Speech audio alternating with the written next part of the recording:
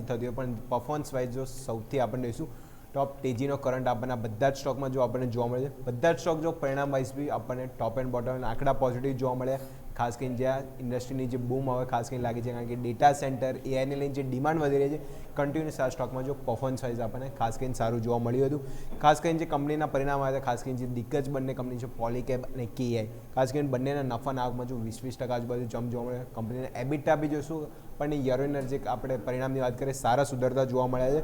અને ખાસ કરીને જોઈશું જે કંપનીનો ટોટલ વોલ્યુમ ગ્રોથ છે એ બી એ લોકો અનુમાનિત જે CAGR પ્રમાણે કહે છે 16-18% અનુમાનિત ગ્રોથ હજી બી કન્ટિન્યુઅસ આપણને આગળ જોવા મળી શકે છે. અને ખાસ કરીને જોઈશું જે પ્રોજેક્ટ સેગમેન્ટનો બી ક્યાંય ને ક્યાંય જે વધી રહ્યા છે એની બી ક્યાંય ને ક્યાંય ડિમાન્ડ જે કેબલ સેક્ટરને જોવા મળી છે. અને FY28 સુધીમાં જો ફૂલ ગ્રોથ બેનિફિટનો બી અહીંયા સીધો સિનારીઓ ખાસ કરીને કેબલ સ્ટોકમાં જોવા મળી શકે છે.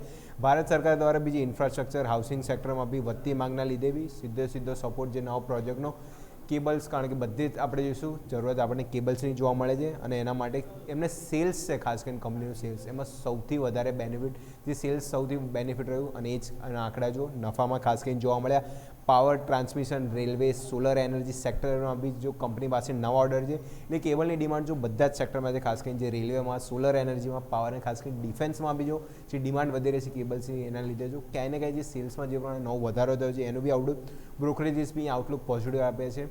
ખાસ કરીને આટલા ચાલી ગયા પછી બી હજી જોશું કેબલ સ્ટ્રીમ માટે એ લોકો આઉટલુક પોઝિટિવ આપી રહ્યા છે. સ્માર્ટ સિટીઝ, નવા હાઉસિંગ પ્રોજેક્ટનો બી સારો સપોર્ટ જોવા મળે છે.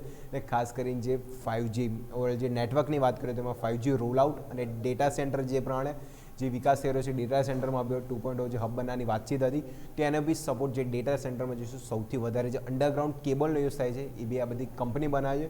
તો કેબલની જે પ્રમાણે ડિમાન્ડ વધતી જાય છે અને બધા જ ઓવરઓલ પેરામીટરમાં જો બધા data centre theme, overall AI theme, ખાસ કરીને રેલવે, ડિફેન્સ બધા જ સેક્ટરમાં જે પ્રમાણે કેબલની થીમ વધતી જાય છે એના લીધે જ ક્યાંય ને ક્યાંય બધા જ સ્ટોકમાં જો સારું આપણને જોવા મળ્યું હતું. અને ખાસ કરીને આ બધા વિસ્તરણના કારણે કંપનીને જે OFSની માંગમાં પણ જો 4.5 એટલે OFS એટલે ઓપ્ટિકલ ફાઇબર કેબલ્સ, કારણ કે જો જે નેટવર્ક 5G નેટવર્ક છે એમાં જે OFC કેબલનો જે ઉપયોગ થાય છે એની ડિમાન્ડમાં પણ 4 થી 5 ગણાનો વધારો જોવા મળ્યો. ઓપ્ટિકલ ફાઇબર કેબલ્સ એનો બી સપોર્ટ જોવા મળ્યો. અને યુરોપ અને અમેરિકા જેવા દેશોમાં બી જે ભારતની બધી કેબલ્સનો છે એનું બી એક્સપોર્ટ થાય છે. એક્સપોર્ટમાં ખાસ કરીને આપણે જોઈએ તો 20-22% આજુબાજુ. અને જો આંકડા આપણે વાત કરીએ તો છેલ્લા 5 વર્ષમાં કેબલના એક્સપોર્ટનું જોઈશું 4,900 કરોડ હતું, જે વધીને 15,000 કરોડ આંકડો અહીંયા આપણને પહોંચતો જોવા મળે છે. એટલે એક્સપોર્ટનો બી સારો ફાયદો જોઈશું કંપનીને આપણને ઓવરઓલ ગ્રોથમાં ખાસ કરીને જોવા મળ્યો. કેપેસિટી એક્સપાન્શન બી કરીએ છીએ એના માટે બી બધી જ કંપનીઓ સારું આપણને એક્સપાન્શન કરતી જોવા મળી હતી.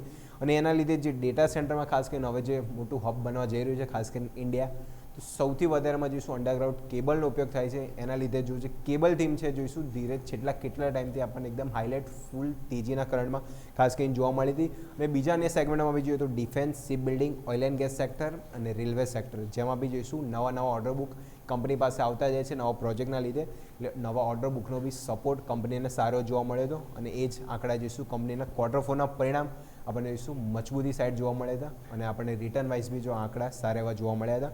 રિટર્નની વાત કરી છે તો રિટર્ન વાઇઝ બી કરીને ડેટા રહ્યો હતો, એક વાર જોઈ લઈએ.